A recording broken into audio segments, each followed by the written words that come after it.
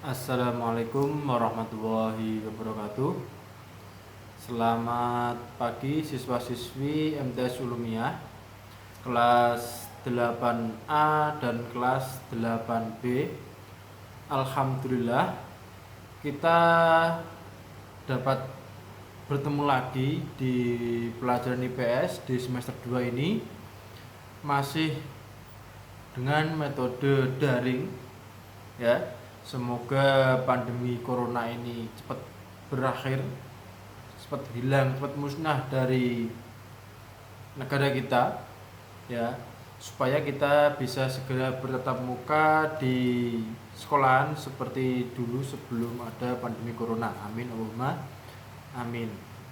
Tetap jaga kesehatan kalian, jaga pola makan kalian, jaga istirahat kalian, istirahat yang teratur. Jangan banyak begadang untuk yang putra khususnya ya. Dan tetap rutinitas olahraga setiap pagi, meskipun itu olahraga kecil, yang penting kalian berkeringat. Dan jangan lupa kalau ada waktu luang gunakan untuk berjemur, meskipun itu 1-5 menit ya, karena itu akan menambah imunitas tubuh kalian, akan menambah kekebalan tubuh kalian agar kalian terhindar dari segala penyakit, khususnya penyakit corona ya. Untuk itu di sini di semester 2 nanti kalian akan menempuh 2 bab ya, 2 bab yang nantinya akan kita bahas ya. Yaitu sebelum memasuki materi, mari kita bersama-sama berdoa membaca basmalah. Mari kita baca basmalah. Bismillahirrahmanirrahim ya. Tolong buka modul kalian ya, siswa-siswi kelas 8A dan 8B. Ya, padahal lupa belum menanyakan kabar kalian. Bagaimana kabar kalian?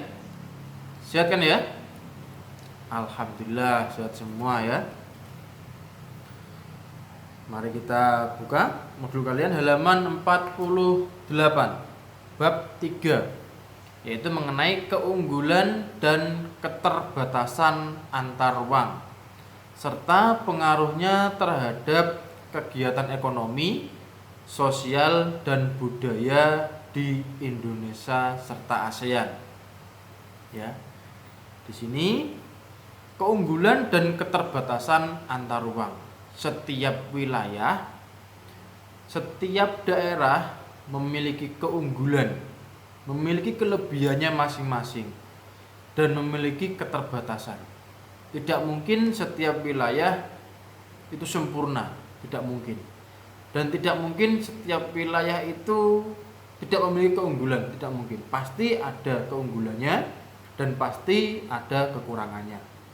Contoh kecil ya, di daerah pantai. Keunggulannya apa mereka? Mereka dapat menghasilkan ikan laut, itu keunggulannya. Bisa menghasilkan rumput laut, bisa menghasilkan kerang mutiara dan lain sebagainya. Kekurangannya apa? Di daerah laut mereka tidak bisa menghasilkan palawija ya, palawija seperti padi, jagung, ketela. Tuh. Sama di daerah pertanian. Keunggulannya apa? Mereka bisa menghasilkan palawija, bisa menghasilkan padi, jagung, ketela. Tapi kekurangannya apa di daerah pertanian? Tidak bisa menghasilkan ikan laut. Itu kekurangannya. Di daerah pegunungan sama. Mereka tidak bisa menghasilkan ikan laut, tapi mereka bisa menghasilkan sayur mayur. Maka dari itu karena ada kekurangan, ada kelebihan, itu adalah yang namanya interaksi antar ruang. Tujuannya untuk apa interaksi antar ruang itu? Yaitu adalah untuk saling melengkapi satu sama lain. Istilahnya ada sendok, ada garpu. Ya. Ada sendok, ada garpu. Ada baju, ada celana, sama seperti itu. Ya. Itu adalah saling melengkapi.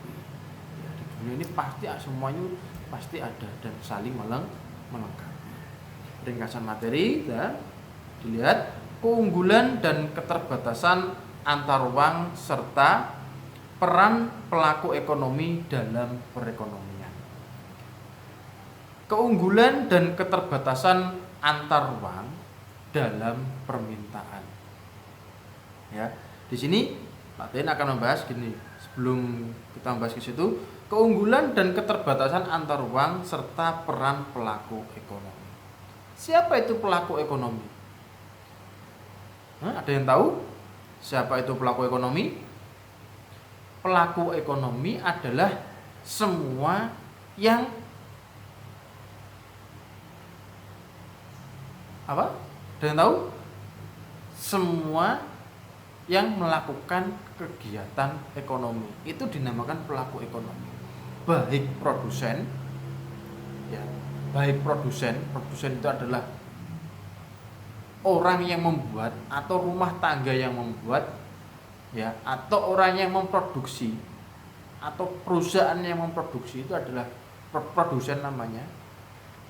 Baik itu produsen, maksud pelaku ekonomi ini, distributor atau distribusi, proses pengiriman, ya, proses pengiriman kalau di sini ya jasa pengiriman dan lain sebagainya, ya, dan konsumen.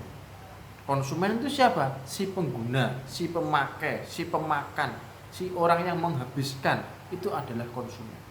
Nah, ketiga hal itu adalah pelaku ekonomi: produsen, distributor atau distribusi, dan konsumsi atau konsumen. Itu adalah pelaku ekonomi. Semua itu siapa? Yaitu adalah manusia, ya, makhluk sosial.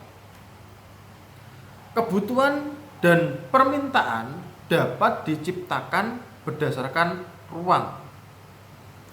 Kebutuhan dan permintaan dapat diciptakan berdasarkan ruang. Masalah di sini lokasi. Ya. Kebutuhan dan permintaan dapat diciptakan melalui keadaan wilayah. Contohnya, keadaan wilayahnya pertanian. Seorang petani itu butuh apa? Contohnya, ada yang tahu? Petani itu butuh apa? Butuh cangkul. Untuk apa? Menggarap sawahnya.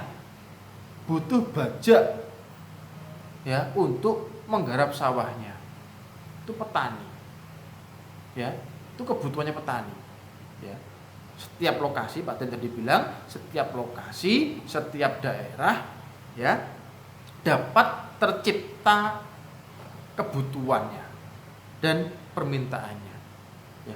Lokasi dan daerah itu dapat menciptakan kebutuhan, ya, dapat menimbulkan kebutuhan. Lokasinya pantai, ya, tercipta kebutuhan berupa apa? Berupa perahu, berupa pancing, ya, untuk apa? Untuk mengambil ikan di laut. Wilayahnya gurun pasir, wilayahnya dingin seperti di Dieng sana, di Malang sana. Kebutuhannya apa? Tercipta kebutuhan apa? Tercipta kebutuhan berupa baju-baju yang tebal. Daerah itu menentukan kebutuhan, atau lokasi menentukan kebutuhan. Yang kedua, kebutuhan dan permintaan dapat juga terjadi antar ruang yang berada seperti antar wilayah. Misal seperti ini. Karena tadi Pak Den awal tadi bilang setiap daerah memiliki keunggulan dan kekurangan yang berbeda-beda. Karena keunggulan dan kelebihan dan kekurangan yang berbeda-beda tadi menimbulkan interaksi antar ruang. Contohnya wilayah pertanian, mereka bisa menghasilkan padi, jagung, ketela, tapi mereka tidak bisa menghasilkan ikan laut. Muncullah kebutuhan sumber protein ikan, sumber ikan, bernama nabati ikan, protein ikan dan lain sebagainya. Mengambil dari mana? Terus muncullah interaksi antar ruang, kebutuhan. Minta kebutuhan ikan laut, atau membeli kebutuhan ikan laut dari nelayan. Itu pun sebaliknya. Nelayan, mereka keunggulannya apa? Dapat menghasilkan ikan laut, dapat menghasilkan mutiara, dapat menghasilkan rumput laut dan lain sebagainya, tapi mereka belum tentu bisa menghasilkan padi, jagung, ketela. Untuk dapat memenuhi kebutuhan makan mereka, otomatis nelayan mencari atau membeli padi, membeli jagung, membeli ketela dari petani. Sama daerah pegunungan, ya, mereka tidak bisa menghasilkan ikan laut. Mungkin mereka bisa menghasilkan padi, jagung. Tapi biasanya di pegunungan itu mayoritas yaitu adalah perkebunan. Kalau di pegunungan yaitu ada kebun sawi, kebun kol, kebun sayur mayur lah. Nah, mereka di sana ketiga komponen tadi, petani, pegunungan, nelayan, mereka saling berinteraksi untuk memenuhi kebutuhannya. Itulah penjabaran yang kedua. Kebutuhan berbeda dapat terjadi antar ruang yang berbeda seperti antar wilayah. Ya. Kebutuhan dan permintaan yang berbeda juga dapat terjadi antar ruang yang berada seperti antar wilayah. Karena tadi, kenapa kok mereka berinteraksi? Karena ingin memenuhi kebutuhan. Ya, dan setiap wilayah memiliki keunggulan masing-masing dan memiliki kekurangan masing-masing. Yang ketiga, keunggulan suatu daerah keunggulan suatu daerah dan keterbatasan daerah lain dapat menimbulkan interaksi. Ini sama seperti yang poin yang kedua. Keunggulan suatu daerah, keterbatasan suatu daerah dapat menimbulkan interaksi. Interaksinya berupa apa tadi? Mencukupi kebutuhan. Interaksinya adalah berupa untuk mencukupi kebutuhan hidup. Ya. Tadi petani butuh ikan laut. Nelayan butuh padi. Petani butuh sayur mayur dari pegunungan. Pegunungan butuh ikan dari nelayan dan lain sebagainya. Saling berputar. Ya, saling berputar kebutuhan itu. Yang selanjutnya, keunggulan dan keterbatasan antar ruang dalam penawaran. Nah, tadi permintaan, sekarang penawaran. Setiap daerah atau wilayah memiliki keunggulannya masing-masing dan dapat menawarkan keunggulannya masing-masing itu. Wilayah pantai atau wilayah laut bisa menghasilkan ikan laut, berarti mereka bisa menawarkan berupa hasil laut. Wilayah pertanian, mereka bisa menghasilkan padi, jagung, ketela. Mereka bisa menawarkan hasil daerahnya, hasil wilayahnya berupa padi, jagung, ketela. Sama, daerah pegunungan bisa menghasilkan sayur mayur. Mereka bisa menawarkan hasil daerahnya berupa sayur mayur kepada petani, kepada nelayan dan lain sebagainya. Menawarkan kepada yang membutuhkan atau kepada daerah-daerah yang membutuhkan. Tuh. 1. Ruang atau lokasi wilayah berpengaruh pada kemampuan suatu wilayah menghasilkan produk. Nah, tadi ruang atau lokasi atau daerah atau wilayah ya berpengaruh pada kemampuan suatu wilayah menghasilkan produk. Nelayan bisa menghasilkan produk apa? Wilayah laut, ikan, terumbu karang, rumput laut, kerang mutiara. Mereka bisa menawarkan itu. Sama petani, mereka bisa menghasilkan padi, jagung, ketela dan lain sebagainya, palawija. Mereka bisa menawarkan itu. Ya, itu adalah penjabarannya. Yang kedua, wilayah pantai berkemungkinan besar memiliki keunggulan dalam menghasilkan dan menawarkan sumber daya alam ikan laut dibandingkan wilayah pegunungan seperti penjabaran tadi. Tapi di sisi sebaliknya, wilayah pegunungan juga berkemungkinan besar menawarkan hasil sayur mayurnya, ya, menghasilkan sumber daya alamnya berupa sayur mayur yang mereka hasilkan kepada petani, kepada nelayan. Intinya di sana saling melengkapi. Adanya interaksi antar ruang yaitu adalah saling melengkapi. Karena setiap daerah memiliki keunggulannya masing-masing dan memiliki keterbatasan masing-masing. Tidak mungkin wilayah itu sempurna. memiliki semuanya, tidak mungkin. Ya, tidak mungkin.